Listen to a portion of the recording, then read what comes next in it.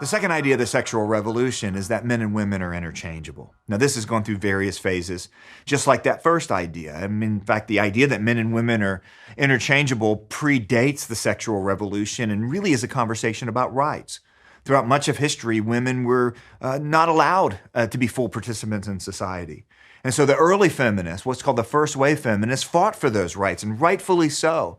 They demanded that women have the right to vote, they have the right to speak, especially when it comes to their own well-being and what their husbands were doing, and that they were guaranteed the protection that they needed in law and all kinds of different things. So really, initially, in first wave feminism, the idea that men and women were interchangeable had to do with men and women are interchangeable in rights. Somewhere around second wave feminism is when feminism met the sexual revolution. Many would say got hijacked by the sexual revolution. In the second wave, it went from men and women being interchangeable in rights to men and women should be interchangeable in roles. Now, some of this was accurate too. There were parts of society, different roles in society, that women didn't have access to, especially in the workforce. And they should have, and there was no reason to hold that back. There were other roles, however, that were more based or more connected with the difference in men and women biologically and physically and strength and certain situations. And those interchangeability of roles ended up confusing our understanding of design. One of the things that the sexual revolution then also communicated is that men and women should be interchangeable in their behavior.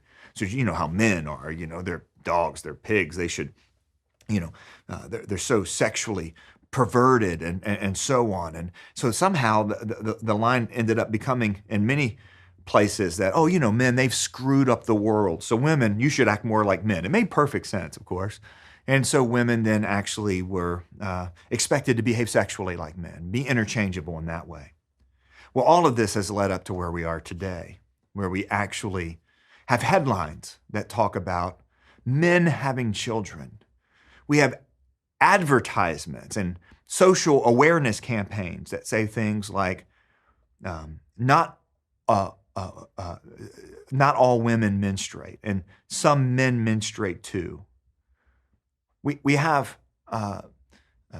spaces that have been historically and culturally dedicated to the privacy that women need to feel safe and to be protected, and the privacy that men need in order to guard and protect the innocence of children and others. And those spaces now are completely violated. We have people that talk about a third sex or a fourth sex or intersexed or non-sex. Now, there's very rare situations in which there is some biological ambiguity when it comes to genitalia and chromosomes.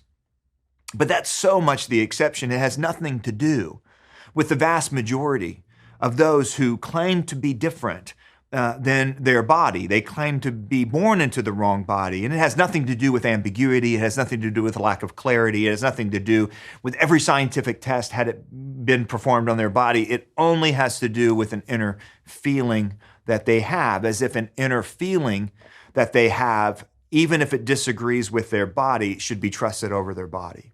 It's a form of dysphoria. We never do this with any other kind of dysphoria, like, for example, an eating disorder, where someone looks in the mirror and they feel that what they see is someone who's overweight, but in reality, they've been starving themselves. And this misalignment between how they feel and what they think, as opposed to what's actually happening, is something that demands our compassion and demands our care. And no doctor in any world would be congratulated or celebrated or even let off the hook by telling a woman who's starving herself, "Oh no, you're right, you really are fat, you should go with your heart."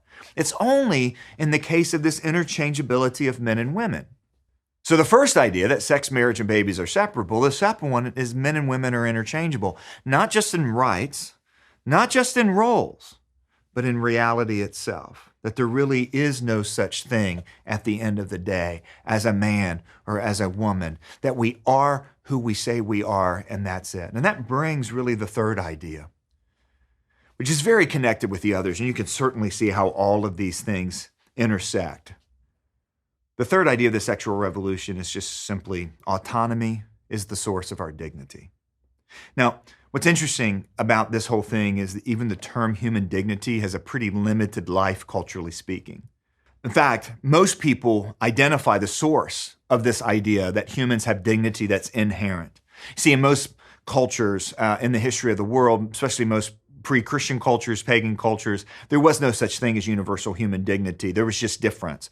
It was difference based on ethnicity or race or citizenship or whether you're male or female or whether you're a child. There wasn't anything like a universal identity of humans that give all of them rights. And that's why we should protect children and protect women and protect immigrants and protect minorities and all that sort of stuff. Now, of course, that's a ubiquitous idea today. I mean, it's just what we think. We assume that dignity is the right way to go. Well, the great atheist, Friedrich Nietzsche, pointed to the source of this idea of human dignity, and it was Christianity. He thought it was a bad idea, for the record, but he did point out the fact that because Christians believe that humans are made in the image of God, that gave a universal source of dignity. Think about our founding documents. We hold these truths to be self-evident, that all men are created equal. Well, if you've ever been in a crowded room and you look around, the first obvious thing to you, or self-evident thing, is not that we're equal, it's that we're all different. So it can't be based on any trait we share on the outside, because there is no trait we all share on the outside. Some of us are taller, some of us are lighter skinned, some of us have more intelligence, some of us are stronger or whatever.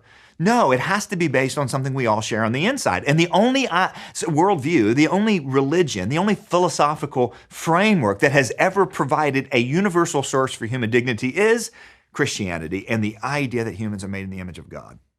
Philosopher at the University of Paris, Luc Ferry, says this in his book. He said, Christianity was to introduce the idea that humans were equal in dignity. He said it was an unprecedented idea and one to which the world owes its entire democratic inheritance. Only in Christianity do you get that inherent source of dignity. So dignity is an idea that belongs specifically to Christianity. But what if you reject the inherent connection between marriage, sex, and babies? What if you reject the moral law that holds those things together and demands certain conformity in behavior from men to women, and especially in honor of their children? What if you deny that there's really anything distinctly different between men and women? What you're actually doing there is denying that the world is created. You're denying that there is a creator that has bestowed an identity upon humans. So let's go back again to the Declaration of Independence. We hold these truths to be self-evident, that all men are created equal, that they are endowed by their creator. If we're not endowed by the creator, then we're not created equal. There's not a source of inherent dignity. But we like dignity. We like that idea. It certainly made the world a better place. A world in which there is a concept called human dignity is better than one in which there's not. So we want to hold on to dignity, but we want to get rid of that creator bit, because that creator bit says that there's a difference between men and women, that there's a way men and women should behave to each other, and especially towards their children, and that sex, marriage, and babies become a package deal. So if we want to get rid of these things, we got rid of the creator, but we don't want to get rid of the dignity idea, which comes from the creator. What do? Well, the sexual revolution then tethered human dignity to something else. Not that we have a creator, but the idea of autonomy. That the thing that makes us valuable is our ability to impose our feelings, our will, our wants, our desires on the world around us. Of course, in that sort of frame of reference, what happens to those people who aren't able to impose their will and their feelings on the world around them? What happens to preborn children? What happens increasingly to newborn children? What happens to children who have a disability?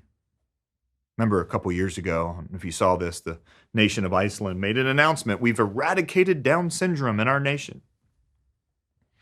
Nope, what they did is eradicate every human who has Down syndrome.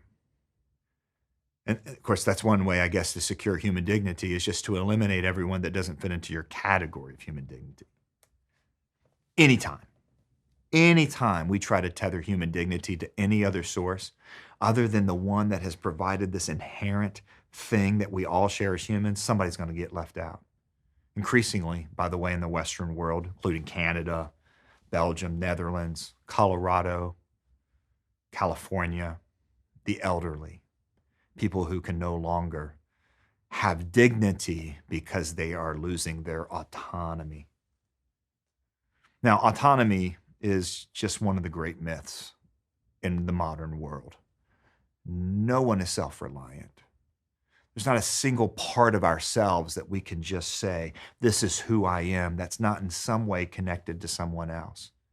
And of course, we can certainly not say this is who I am without connecting us in some way to our Creator based on the design that we have and the givens that seem to be part of human nature, from our moral nature to the very fact that we have bodies and chromosomes, and that matters. The best surgical interventions, the very best chemical interventions cannot fundamentally change who we are. So these are ideas that have become deeply embedded. Just a generation ago, they would have been unthinkable. Sex, marriage, and babies are separable? How do you think about that before the pill? Men and women are interchangeable? There's no such, men menstruate too? I mean, that would have been an absurd idea yesterday. And that our autonomy is the thing that gives us dignity? Nothing's given the world human dignity except a Christian vision of what it means to be made in the image and likeness of God.